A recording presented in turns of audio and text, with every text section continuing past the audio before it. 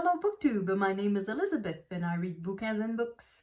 In today's video, I would like to talk about 10 or rather 12 books I would like to reread, either in 2022 or in the not too distant future. When I was younger, I used to reread all the time, but now I rarely reread. I think this year I reread maybe 2 books or 3. I really did not reread much. I do not reread much anymore.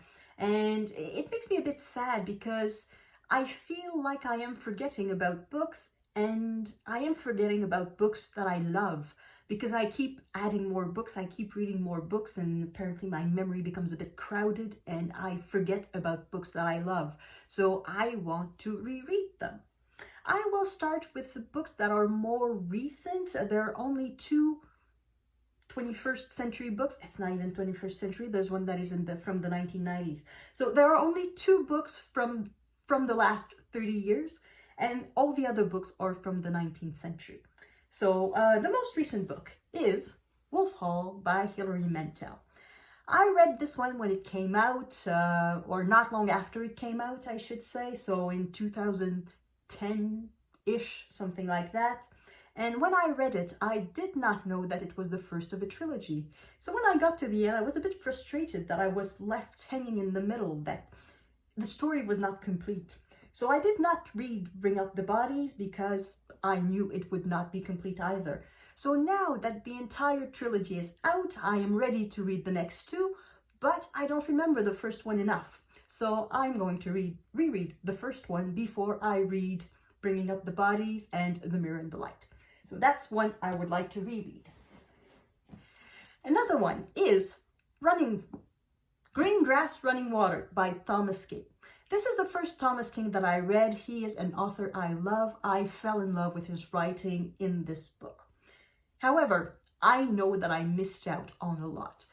I decided to go in the book rather blind. I had seen that there were reading notes at the end, but I deliberately ignored them because I did not want to be spoiled.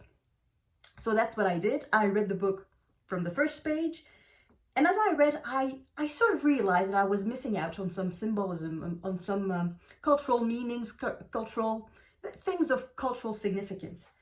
And it bothered me. I wanted to reread it then, but at the same time, I wanted to read other books, and I wanted to read other books by Thomas King. So I did not reread it, and I have not reread it since. This one is perhaps the one that I read the most recently of all the books I'm going to talk about in this video. I think I read it about 5 years ago, but I would like to reread it, and this time starting with the end notes and the, not so much analysis, but discussion that is at the end of the book. So I will start with the end, and then I will reread the entire thing again. And now the classics. First, a Russian classic. This is Pushkin. Well, actually, it's Pushkin. It's bottom up. And this is Kapitanskaya Dochka. So there are 3 books in this one. I don't know which one the other 2 are, but the one in the middle is The Captain's Daughter. Now, I do not read Russian. I can read the letters one by one. This is a P, this is U, this is Sh, this is K, and I can read the letters like that, but I do not read Russian. This is really an over-enthusiastic tourist purchase. I was in Russia and I visited a bookstore and I bought books. That's it. I recognize the name Pushkin, so I bought a book by Pushkin. That being said, the Captain's Daughter, so the Kapitanskaya Dochka, it means the Captain's Daughter. I read that when I was no more than 20 years old, so maybe younger than that. So that means well over 20 years ago now. And I have not reread it since, and I have not read any other Pushkin since. So I would like to reread The Captain's Daughter. I remembered that I really liked it, that it was very interesting, that it read very well. It was not difficult to understand. Sometimes the Russian classics are a bit about the meaning of life, but The Captain's Daughter was just a good story. So I'm curious to reread it and see how much of it I remember. Another Russian classic I would like to reread that is a bit more about the meaning of life and death. It's Crime and Punishment by Dostoyevsky. I read this one, like the others, at least 10 years ago. and I have not reread it since. And I would like to reread it. I would like to try a different translation. Not that this translation is not necessarily good, but in the past 30 years, I think, there's a translator in French who retranslates Dostoyevsky because he claims that the classic translations that we are used to are no good because they make no difference between Tolstoy and Dostoyevsky, and that they try to Frenchify Dostoyevsky too much, and that they lose, that the French translation loses the character of Dostoyevsky's writing.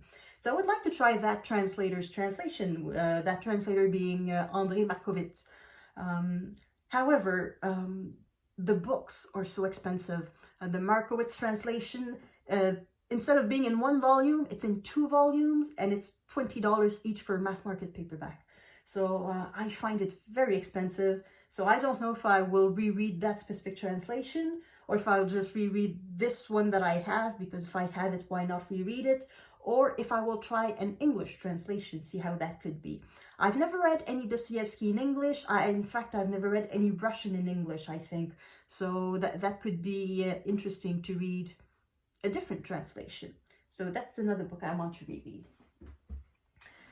The next book I want to reread, in fact, represents 3 books. That is Emma by Jane Austen. And it represents Emma, but it also stands in for Mansfield Park and Northanger Abbey. All 3 Jane Austen books I have not read in 15 years and more. This one I read in 2005. Mansfield Park I read 2 years earlier. And Northanger Abbey, I don't remember exactly, maybe 2006 or 7.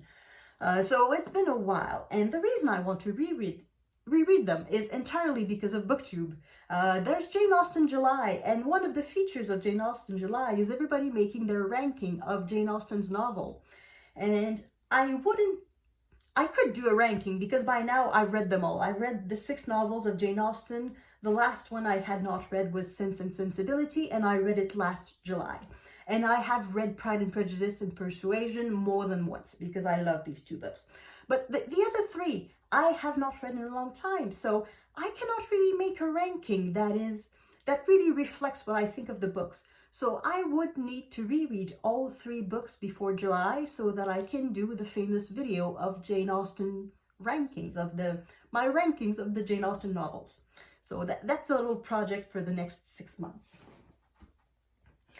And now, the last 3 books are all French classics.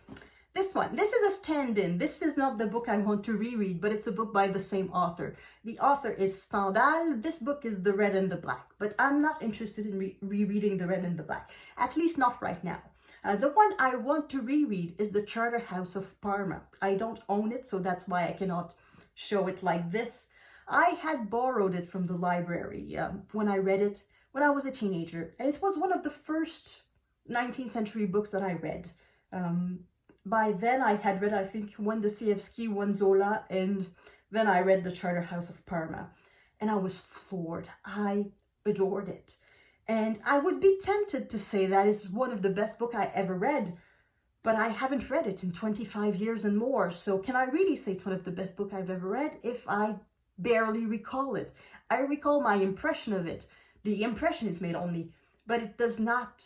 But I don't recall really the content of the book. I have some scenes that are etched in my mind, but not the entire book. So I would like to reread The Charterhouse of Parma to see if it was really as good as I remember it. And the next 2 books, the last 2 books, are by the same author, and it's one of my favorite authors of all time. It is Emile Zola. So one that I would like to reread is Germinal. A little bit for the same reasons I want to reread The Charterhouse of Parma. It's a great book.